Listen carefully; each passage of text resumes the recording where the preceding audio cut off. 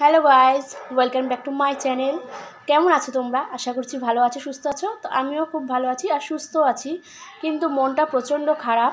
কারণ কি, বাচ্চা কাচ্চার শরীর খারাপ হলে তোমরা জানো যে কীরকম হয় না হয়। তো তাই জন্যই মনটা খারাপ। তো হ্যাঁ, তোমরা বুঝতেই পারছো যে তার মানে আমার মেয়ের শরীর খারাপ। তো তোমাদের প্রিয় দিতিপ্রিয়ার খুবই শরীর খারাপ, দুদিন ধরে পায়খানা হয়েছে, বমি হয়েছে।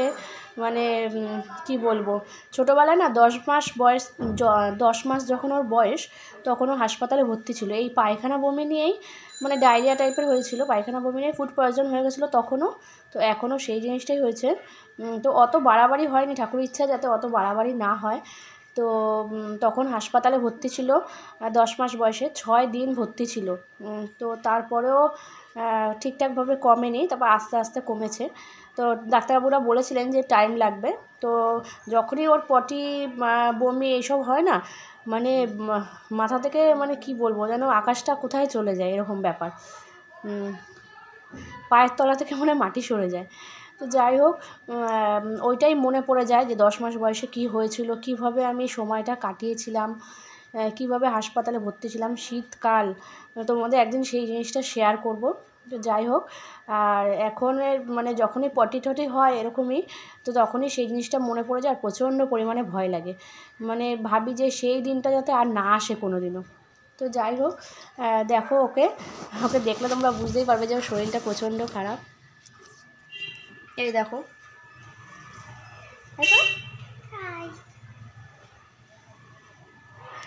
মানে তোমরা জানো যে ও বসে থাকার মেয়ে না, বসে থাকে না। তো এরকমই একটুখানি মানে হাঁটাচলা করে, দুষ্টামি করে। তো এরকম শুয়ে থাকার মেয়ে না, তো শুয়ে রয়েছে ওরও। মানে এতটাই শরীর খারাপ। তো কালকে ডাক্তার দেখিয়েছি, কিন্তু সেরকম ঠিকঠাক এখনও পর্যন্ত কিছুই হয়নি।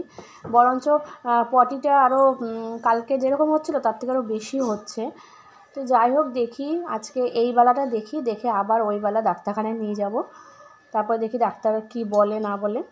ডাক্তার কালকে ইঞ্জেকশান দিয়েছিল, ইঞ্জেকশান দেওয়ার পরও ইঞ্জেকশান হয়তো বমির ইঞ্জেকশান ছিল ওটা যত সম্ভব, তারপরেও বমি করেছে। তো দেখা যাক, আজকে বমিটা করেনি, কালকে অবধি রাত্রি অবধি বমিটা করেছে। দেখা যাক কি হয় না হয়, ওই বেলা আবার ডাক্তারখানায় যাব এই বেলাটা দেখে। তো চলো, পরে আবার তোমাদের সঙ্গে কথা বলবো। মেয়েকে এখন তেল মাখিয়ে একটু স্নান করিয়ে নিই, চলো।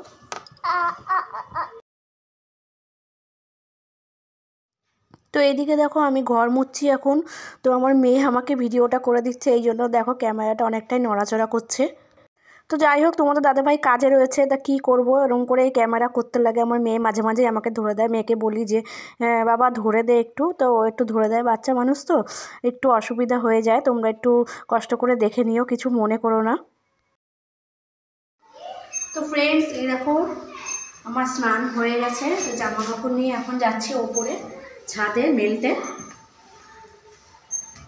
তো জামা কাপড় মেলা হয়ে গেলে তারপরে দেখো পুজোটা দেবো। আজকে বৃহস্পতিবার পুজো দিতে একটু দেরি হয়, তো পুজো দেবো। তো চলো জামা কাপড়টা মেলে নিই। দেখো আমার জামা কাপড় মেলা হয়ে গেছে। তো আজকে সেরকম কিছু কাছাকাছি ছিল না, 2-1টা জিনিস ছিল, তো সেগুলোই কেচে নিয়েছি। প্রচণ্ড রৌদ্র বাবা, গরম গরম পড়ে গেছে, আর রৌদ্রটা ঠিক সহ্য হয় না, তাই না? শীতকালে রৌদ্র এত ভালো লাগে, আর গরমকালে কিছুই ভালো লাগে না। এত রোদে এখন আর দাঁড়ানোই যায় না। তো চলো পুজোটা দিয়ে নিই, তারপর আবার তোমাদের সাথে কথা বলবো।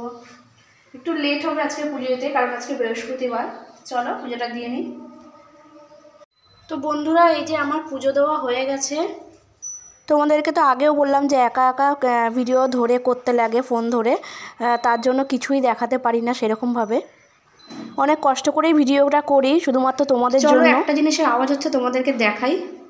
এই দেখো, এটার আওয়াজ হচ্ছে। তো এগুলোকে মনে হয় ডোরবেল বলে যত সম্ভব, আমি যতটা জানি। তো তোমরা আমাকে বলো এগুলোর নাম কি।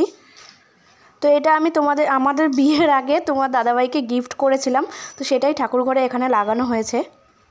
এটা প্রথমে আমার ঘরে লাগানো ছিল, তারপরে ঠাকুর ঘর হওয়ার পরে ঠাকুর ঘরে লাগিয়েছি। ঠাকুর ঘরে সবচেয়ে বেশি ভালো লাগছে দেখতে। আজকে প্রচণ্ড পরিমাণে হাওয়া হচ্ছে। তো এটা দেখো কি সুন্দর আওয়াজ, জানি না তোমরা ক্যামেরায় কতটা বুঝতে পারছো আওয়াজটা। খুবই ভালো লাগে আওয়াজটা। তো এটা না আমি তোমাদের দাদাভাইকে দিয়েছিলাম বিয়ের আগে। তো সেটাই এখানে লাগিয়েছি আমি। চলো আবার তো এই জিনিসগুলো না এরকমই জিনিস, যেখানেই লাগাও সেখানেই দেখবে সৌন্দর্যটা বেড়ে যায়, সেখানেই ভালো লাগে দেখবে। চলো নিচে যাই, তোমাদের দাদাভাই কাছ থেকে চলে আসছে, ছাদের দরজাটা বন্ধ করে নিই। চলো নিচে যাই, নিচে গিয়ে এখন খাওয়ার দেবো, মেয়েকে খাওয়াবো, আমি খাবো, তোমার দাদাভাইকে খেতে দেবো। চলো পরে আবার কথা বলবো তোমাদের সাথে। এদিকে দেখো আমি খাবার খেতে চলে এসেছি। এই যে রান্না হয়েছে আজকে ভাত, ডিমের কষা, আর তোমার আলু ভাজা, অল্প করেই ভাজা হয়েছে। আর এদিকে আছে হচ্ছে ডাল, আর এদিকে মেয়ের পটি হয়েছে জানো তোমরা, বলেছিলাম তো, তার জন্য কাঁচকলা আলুর তরকারি পাতলা করে। তো চলো এবার খেয়ে নিই। খাওয়া দাওয়া পরে মেয়েকে একটু টাইম দিলাম, কারণ মেয়েটার একটু শরীর খারাপ তোমরা জানো। তো এই দেখো আমার সন্ধ্যা দেওয়া হয়ে গেছে। আর দেখো চাঁদটা খুবই সুন্দর লাগছিলো, পূর্ণিমার আকাশ, দুদিন পরে পূর্ণিমা। তো তাই জন্য দেখো ভাবলাম যে চাঁদটাও তোমাদেরকে একটু দেখাই। দেখো খুবই সুন্দর লাগছে দেখতে। তো বন্ধুরা এই যে এইমাত্র ডাক্তারের কাছ থেকে আসলাম।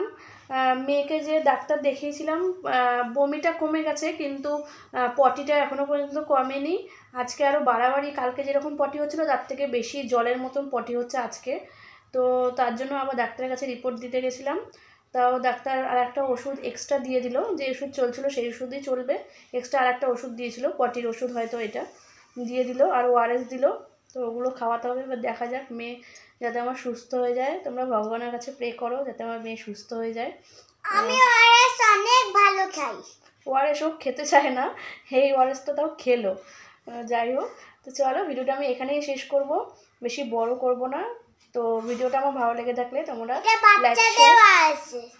লাইক শেয়ার কমেন্ট করে দিও, আর সাবস্ক্রাইব করে দিও যারা যারা নতুন আছো আমার চ্যানেলে। তো টাটা, গুড নাইট।